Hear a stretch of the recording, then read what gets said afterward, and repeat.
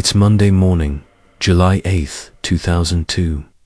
The sun's just beginning to paint the San Diego sky a hazy gold. The air is warm, carrying that familiar scent of salt water and chlorine, a scent Tamarie Tollison knows intimately. For her, it's not just another day.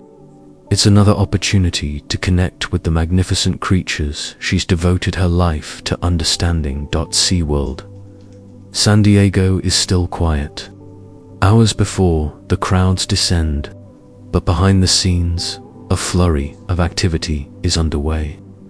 The dedicated team of trainers, vets, and support staff are meticulously preparing for the day's shows, checking equipment, reviewing routines, and ensuring the health and well-being of every animal. The calm before the storm. Tamarie, a senior Orca trainer, arrives with a familiar spring in her step. At 28 years old, she is respected and well-liked, and has become one of SeaWorld's most trusted trainers.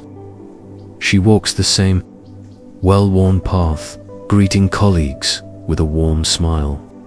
She's been here for years. Shamu Stadium is more than just a workplace.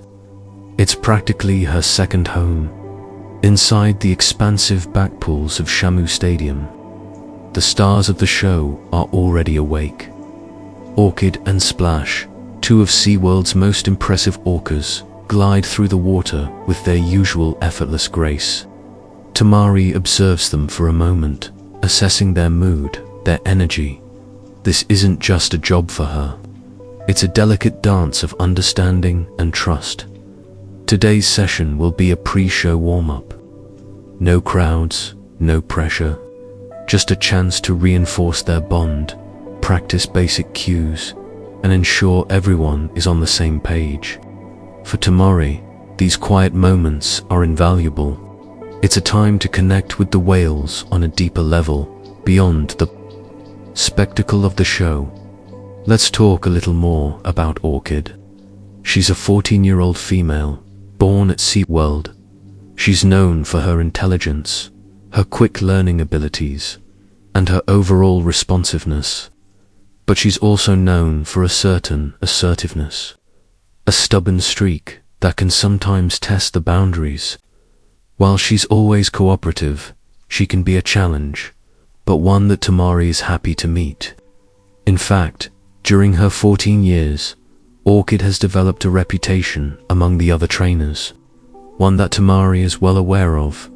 Then there's Splash. He is the larger of the two Orcas, and is an impressive specimen. This imposing male Orca was transferred from SeaWorld San Antonio back in 1992. He is known for his sheer size and power. He's often described as being more gentle than Orchid, and is more slow to respond than his female partner. But make no mistake, he is still a powerful apex predator. Tamarie has spent countless hours working with both Orchid and Splash. She knows their individual personalities, their quirks, their signals. She doesn't fear them, but she certainly respects them. It's a respect born from knowledge, experience, and a deep understanding of their capabilities. Her colleagues often praise her calm demeanor, her confident approach, and her unwavering belief in the bond between humans and animals. But beneath the surface of this seemingly idyllic relationship, there were undercurrents of concern, whispers of caution. Concerns about Orchid's behavior had been circulating among the training staff for years. There had been incidents, subtle shifts in her demeanor, moments when she seemed to push the limits. Nothing major, nothing public, but enough to raise a few eyebrows and trigger a few hushed conversations in the break room. In fact, back in 1996, a trainer had been grabbed by Orchid's ponytail and dragged into the pool. There were no major injuries. The incident was chalked up to a simple mistake, but it left many trainers concerned. Tamarie knew about these incidents. She was aware of the risks inherent in working with animals of this size and power. But she also believed in the work she was doing. She believed in the importance of conservation, education, and the power of the human-animal bond. She believed in the whales, and she believed they trusted her. She often insisted that the whales were gentle giants and would never intentionally hurt a human as she prepares for the session. Tamarie reviews the plan in her mind. Basic reinforcement exercises, focusing on positive interactions and clear communication. She takes a deep breath, steels herself, and walks towards the edge of the pool. Everything feels routine, familiar, yet, unbeknownst to her, something is about to shift. The stage is set for a tragedy. From the deck above, other trainers monitor the session with practiced eyes. They carry radios, clipboards, and cue boards, ready to assist and ensure everything runs smoothly. It's a controlled environment, a safe routine, but routines can be deceiving. They can lull you into a false sense of security. They can mask subtle changes, warning signs that might otherwise be noticed. As Tamarie smiles and begins to issue vocal cues, as Orchid circles closer and Splash glides beneath the surface, a subtle shift occurs. It's imperceptible to the untrained eye. A slight change in movement, posture, gaze, something that only an experienced trainer, someone intimately familiar with these animals, might pick up on. But even then, would it have made a difference? In less than 5 minutes, that calm, routine session will devolve into unimaginable chaos. Tamarie Tollison has trained for years to work with killer whales, but nothing could have prepared her for what's about to happen. Nothing could have prepared her for the terror that lurks beneath the surface. Down below, all she could see was black and grey muscle. Her oxygen started to vanish. Her limbs flailed. She tried to reach the surface. Nothing.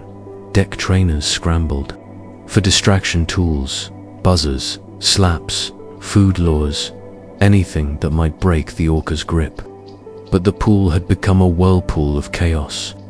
For 30 agonizing seconds, Tamarie Tollison vanished beneath the surface of SeaWorld's most iconic pool. And for those 30 seconds, it looked like she wasn't coming back. But how did it stop?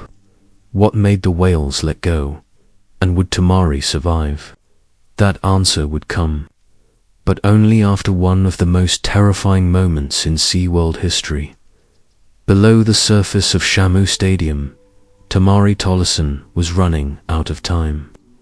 The two whales, Orchid and Splash, still had hold of her, her foot, her body, her future. Then a critical decision was made. From the pool deck, a senior trainer, eyes locked on the chaos unfolding below, reached for one of the last tools available, a false signal. They gave the call for Kasatka, the dominant matriarch Orca, known for commanding the social hierarchy of the pool. But Kasatka wasn't actually present. It was a psychological cue, a sound, a routine, something the whales had been conditioned to associate with submission, with obedience, with yielding. The moment the signal rang out, something shifted. Orchid broke contact first, then Splash. Suddenly, Tamarie's body bobbed to the surface, limp, twisted, and motionless. For a few seconds before her arms moved, she gasped, coughing, eyes wide and unfocused. She was alive, but barely. Trainers rushed in with stretchers and boards, yanking her from the water as fast as possible. As they lifted her from the pool, the full extent of the damage became clear. Her arm shattered, a compound fracture, bone protruding through skin. Her foot was mangled. Bruises and bite marks ran across her torso. And through it all, she remained conscious, barely able to speak, but alert enough to register the panic. Around her, guests near the backstage area froze, watching from behind safety rails. Some would later say they didn't understand what they were witnessing. Others would say they'd never forget the blood on the concrete as Tamarie was rushed through the service gate toward emergency medical care. But while she was finally free from the water, the danger wasn't over. Her body had survived, but the consequences were only just beginning. Would she ever walk again? Would she ever return to the water? And what would SeaWorld do next? Because in the aftermath of the attack, the questions would only get darker. Tamarie Tollison was rushed from SeaWorld San Diego to a nearby hospital with multiple traumatic injuries, a compound fracture in her forearm, torn ligaments, deep bruising and lacerations from the orca's jaws. She had survived, but she was in no condition to speak. Inside the emergency room, doctors worked to stabilize her. Pins were inserted to set the medical team fought to preserve full use of her arm. Her foot was bandaged. She was sedated, in pain, and drifting in and out of consciousness. But while Tamarie lay in a hospital bed, another battle was already unfolding, one she would have no control over. Inside SeaWorld's management offices, the conversation shifted from what happened to what do we say. According to public reports, internal meetings quickly focused on damage control. The language used to describe the incident became critical. Was this an animal aggression incident? Or was it, as some executives quietly suggested, a trainer positioning error? It was a familiar tactic, one used in previous incidents at marine parks around the country. Shift blame, minimize the optics, protect the brand, because in a facility that prided itself on the harmony between human and whale, an attack like this could be catastrophic, both for public relations and regulatory oversight. Official statements were carefully worded. The public was told the trainer suffered an injury during a routine training session. No mention of being dragged underwater. No acknowledgement that 2 whales were involved. And certainly no word on the emergency recall signal that saved her life. Behind the polished smiles and tightly controlled press releases, the truth was being scrubbed clean. But why? Was this about Tamarie's safety, or the park's image? And if it had happened before, how many other incidents never made it to the public? Because while Tamarie was still recovering, SeaWorld was already moving to bury the story. But the warning signs, they had been there all along. Tamarie Tollison emerged from the depths of Shamu Stadium that July morning, not as a celebrated trainer, but as a shattered survivor. Rushed to Scripps Memorial Hospital, she faced a grim reality.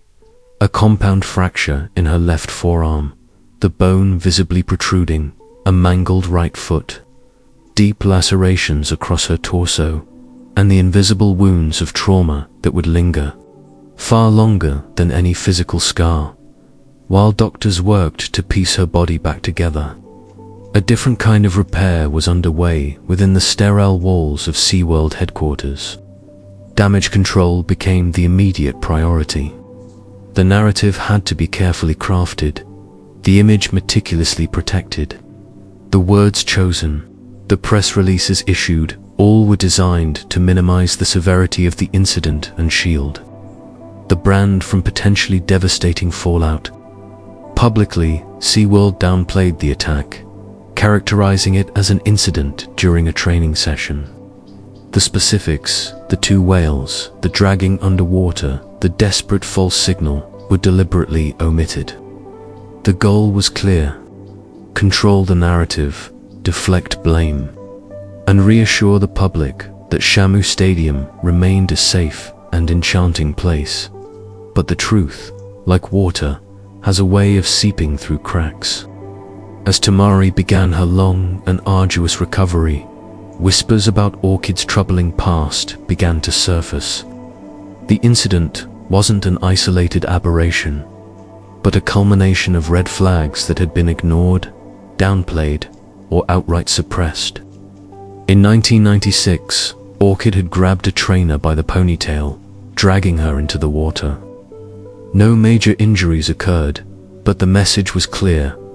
Orchid was a powerful, unpredictable animal. Internal reports, later made public, revealed a pattern of concerning behavior from both Orchid and Splash, instances of disobedience, aggression, and overall unpredictability during training sessions. These weren't isolated incidents. They were documented patterns, former trainers speaking anonymously for fear of repercussions. Described a culture of pressure where voicing safety concerns could jeopardize your career. Waterwork was prioritized. Over caution, the show had to go on, and the illusion of harmony between humans and whales had to be maintained at all costs. Even more damning, internal memos reportedly flagged both Orchid and Splash as high risk for in-water interactions. They weren't just difficult whales, they were known liabilities, yet they remained in the performance rotation. Was it hubris, negligence, or a calculated risk deemed acceptable to maintain the spectacle? Tamarie's attack forced SeaWorld to confront questions they had long avoided. Why was Orchid, with her documented history of aggression, still allowed to perform? Why were safety concerns consistently dismissed or ignored? The attack wasn't just an accident. It was the latest chapter in a long history of near misses, a ticking time bomb that had finally exploded. Tamarie was the trainer who lived to tell. The tale and her survival demanded answers. Her road to recovery was paved with pain and uncertainty. Multiple surgeries, grueling physical therapy, and the psychological weight of trauma transformed the experienced senior trainer into a different person.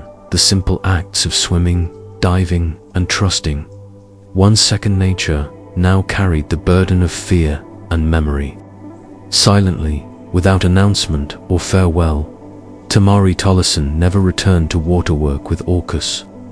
Her colleagues, haunted by what they had witnessed, admitted that it had changed everything. That could have been any one of us, they whispered, but while her body began to heal, her life remained irrevocably altered. How do you return to the water when the animals you once considered family nearly ended your life? And more hauntingly, what do you do when the world moves on, but you're still living with the silence? Tamarie offered no public statement, no interviews, no memoir, no media tour. Her silence spoke volumes. The whales remained in the stadium.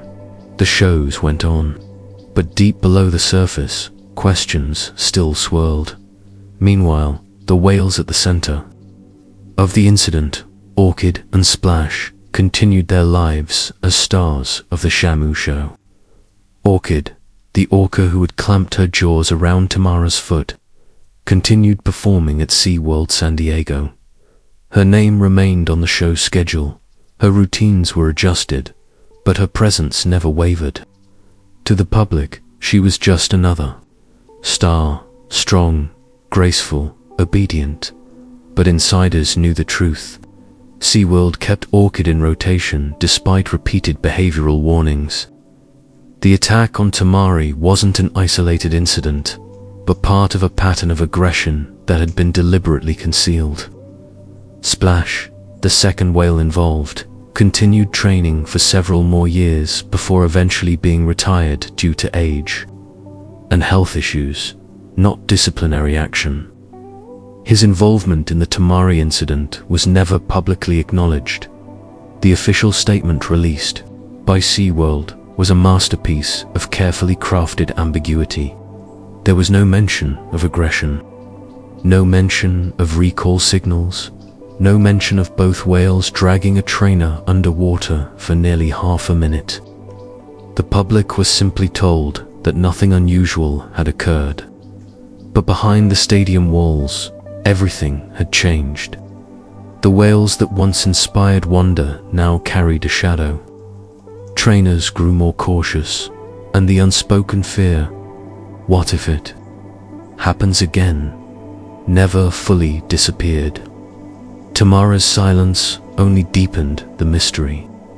If the whales were still performing and the trainer had vanished, what was SeaWorld trying to protect, and at what cost? In the days following the attack, a brief segment aired on local news. A trainer had been injured during a routine session, treated, and was recovering. There were no images of the scene, no interviews with those involved, and no mention of the Orcas by name. The message was tightly controlled. SeaWorld's corporate team moved swiftly to shape the narrative. Employees were reminded of their non-disclosure agreements, barring them from discussing internal incidents with the media. Any questions about the attack were met with a familiar response. We do not comment on internal safety matters, but even as the story faded from the headlines, it didn't disappear entirely. Years later, as criticism of marine mammal captivity began to build, Tamarie Tollison's attack resurfaced, quietly but powerfully. The 2013 documentary, Blackfish, exposed the psychological toll of captivity on orcas and the dangers trainers faced. Tamarie's name appeared. Her story, though never spoken by her directly, became part of the case study, not because she went public, but because what had happened to her had been buried too cleanly. Filmmakers and journalists used public documents, behavior logs, and trainer testimony to piece together a pattern, one that extended beyond a single incident.